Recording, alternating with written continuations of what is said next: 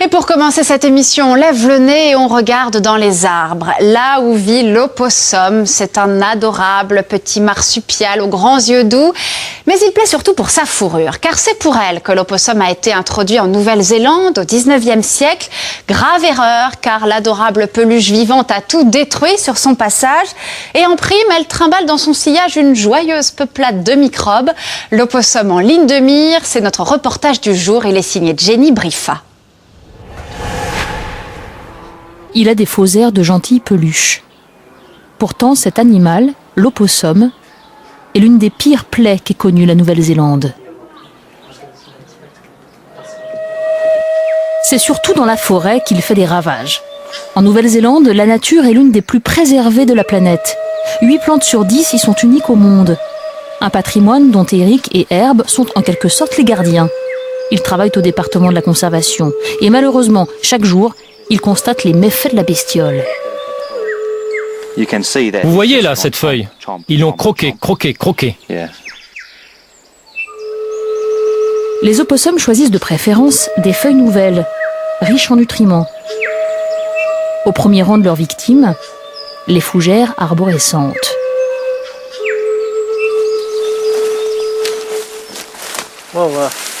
Ça, c'est un exemple typique de ce qu'il se passe quand les opossums mangent le cœur d'une fougère. Les nouvelles palmes se font manger et elles ne peuvent pas être remplacées. Donc elles finissent par mourir sur pied. Il y en a une autre morte là-bas, et là-bas aussi. De jour, on ne rencontrera pas d'opossum, et pour cause, l'animal vit la nuit. Nous accompagnons donc Herb dans une de ses virées nocturnes. Et, à peine avons-nous roulé quelques centaines de mètres qu'un opossum croise notre route.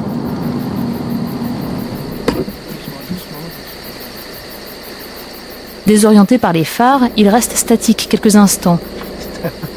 Qui pourrait croire que ce petit mammifère menace réellement la forêt? Le problème, c'est que des peluches gourmandes comme celle-ci, il y en a 40 millions en Nouvelle-Zélande. Ils ont un gros besoin énergétique. Cette plante-là, par exemple, les opossums l'adorent. Ils mangent les feuilles, vous voyez ce trou-là? C'est sûrement un opossum qui a fait ça. Et tous ces arbres-là, pour eux, c'est comme de la crème glacée. Chaque jour, 9000 tonnes de feuilles disparaissent des forêts néo-zélandaises, compromettant la santé des arbres.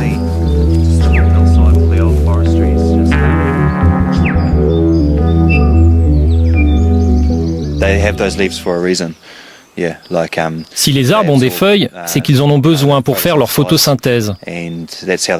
C'est leur carburant en quelque sorte. Et si on leur enlève ces feuilles, ils végètent. Et au bout d'un moment, ils finissent par mourir. Des milliers d'arbres disparaissent ainsi chaque jour sous les dents des opossums. Mais les arbres ne sont pas leurs seules victimes.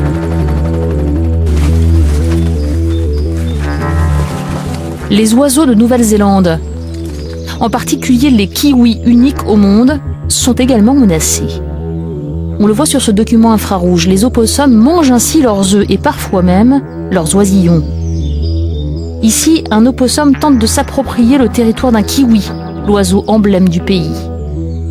Le problème, c'est qu'on est en pleine période de nidification. Le kiwi, trop perturbé par l'opossum, qui le prive aussi de fruits et d'insectes, ne se reproduira pas. Malheureusement, pour les forêts et les kiwis, les opossums n'ont aucun prédateur en Nouvelle-Zélande. Il faut savoir que ces mammifères ne sont pas originaires de ce pays. Ils ont été importés d'Australie en 1837. L'idée était de créer de toutes pièces une industrie de la fourrure. Au plus fort de la production, on tuait 20 millions d'opossums par an. L'animal d'élevage s'est reproduit tant et si bien qu'il menace l'écosystème, et même un peu plus. Denise Mitchell en sait quelque chose. Il y a 5 ans, un opossum porteur de la tuberculose bovine, attrapé dans un élevage voisin, a contaminé son troupeau. L'animal a propagé la maladie de ferme en ferme. Il a fallu 1 an de surveillance du troupeau. On a ensuite pu remettre notre bétail en vente, mais nous avions un statut officiel d'infection récente, donc les acheteurs ne voulaient pas acheter de bêtes en provenance d'une ferme infectée. Il faut vraiment des années pour s'en remettre. L'éleveur a perdu 30% de son chiffre d'affaires. Depuis, pour se protéger, il a installé des pièges anti-opossums sur sa propriété. Aujourd'hui, les membres du Bureau de la santé animale viennent vérifier ces installations. 2 opossums ont été capturés grâce aux pièges. Les agents vont s'assurer rapidement que ces animaux ne sont pas contaminés. Ils vont palper l'animal à la recherche de nodules ou bien de plaies ouvertes qui suintent, comme celle-ci. Les opossums contaminés deviennent comme anesthésiés, léthargiques. Le bétail et les cerfs sont très curieux, et donc ils vont s'approcher d'eux et commencer à les renifler, à les lécher. Et évidemment, s'ils ont une plaie ouverte, la transmission est très rapide. Cette année, plus de 1000 vaches ont contracté la tuberculose bovine à cause des opossums. Voilà pourquoi ces ravissantes boules de poils sont devenues un des cauchemars des Néo-Zélandais. Voilà, vous avez vu, l'opossum fait souffrir le martyre à la nature qui l'entoure. Alors, pour se débarrasser du marsupial, on va voir que les Néo-Zélandais ont des solutions expéditives et pas toujours durables. Les autorités ont réagi dès 1953. Dans une loi sur la faune, elles ont inscrit les opossums sur la liste des animaux nuisibles à contrôler ou à éradiquer. Dans les années 70, on envoie des avions larguer du poison au-dessus des montagnes. Mais tout ce travail n'a pas suffi à éradiquer leur population. Nos gardes forestiers, Eric et Herb, sont devenus un peu chasseurs. Toutes les 3 semaines, ils viennent poser à la main du poison anti-opossum. À l'intérieur des tablettes, il y a des petites boules qui contiennent du cyanure. Quand un opossum arrive et qu'il croque dans ces tablettes, la petite boule libère du cyanure dans sa bouche et il meurt en 1 à 2 minutes. La forêt est donc truffée de poison. Si un opossum échappe à une des tablettes de cyanure, il en trouvera une autre, 75 mètres plus loin. Dans tout le pays, 400 000 hectares de forêt sont ainsi quadrillés. Mais certaines parties, comme les sommets, sont inaccessibles. Seule solution alors, les hélicoptères. Dotés d'un GPS, ils peuvent asperger de poison n'importe quelle zone avec précision. 150 000 hectares de forêt sont traités avec ces boulettes. Cette fois-ci, ce n'est pas du cyanure, mais du 1080, un autre poison mortel. En 30 ans, plus de 2 tonnes de ce produit ont été larguées dans les montagnes. 3 millions d'opossums sont tués chaque année. Mais le 1080 a ses détracteurs. Kate Winters en tête. Il y a quelques années, un largage de 1080 a eu lieu près de sa propriété. Pour éviter que ses chiens ne soient empoisonnés, elle est allée récupérer les boulettes dans la forêt. Elle en a ramassé un demi-panier. Le poison était tombé sur les pins, le vent soufflait, la poussière retombait sur moi et je ne m'en rendais pas compte. Je savais que c'était du poison, mais je pensais que ce n'était pas très dangereux, puisque les autorités disaient que c'était plutôt inoffensif. Quelques jours après, elle est tombée malade. Mon cœur s'est mis à tambouriner comme un fou. C'était effrayant. J'ai cru avoir une attaque cardiaque. Mais ce n'était pas ça, heureusement. Cette tachycardie a duré presque 3 ans. J'ai été voir des médecins, ils m'ont fait des tests, mais ils ne savaient pas ce qui avait provoqué ça, ou ce qui n'allait pas. Kate a retrouvé dans tout le pays une vingtaine de personnes tombées malades après un largage de 1080. Et elle a monté une association que soutient le docteur Scanlon. Il a étudié le phénomène. Et il aimerait aujourd'hui que les autorités financent des recherches sérieuses sur l'impact de ce poison sur l'homme. C'est toxique pour toutes les parties du corps qui ont une forte demande énergétique, comme le cerveau, le cœur, les poumons, les reins, les organes reproducteurs. Les risques potentiels sont importants.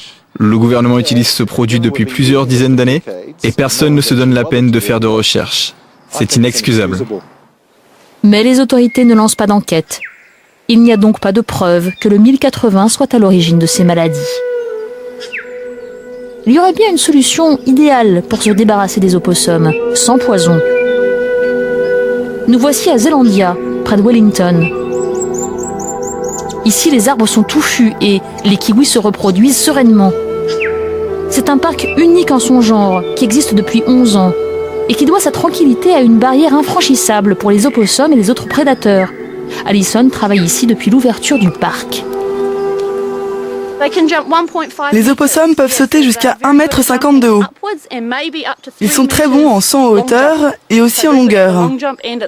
Ils peuvent franchir plus de 3 mètres. Donc c'est très important pour nous de veiller à ce que les abords de la barrière soient défrichés. Sinon, si un opossum grimpe sur les arbres, il pourrait facilement pénétrer à l'intérieur. Pour concevoir cette barrière, des tests ont été effectués. Voici quelques images. On voit bien que les opossums grimpent facilement en haut de la barrière, mais le large rebord les empêche de franchir l'obstacle. Malheureusement, clôturer l'ensemble des forêts néo-zélandaises coûterait bien trop cher. Les 8 petits kilomètres de barrière de Zelandia ont coûté plus d'1 million d'euros. Impossible donc de généraliser cet équipement à toutes les forêts. Reste une autre piste, une autre arme moins conventionnelle contre les opossums, la mode. Nous voici à Auckland, la capitale. Dans cet atelier, Teresa Anglis utilise plusieurs milliers de peaux d'opossum chaque année. Elle transforme cette peste pour l'environnement en écharpes, chaussures et chapkas.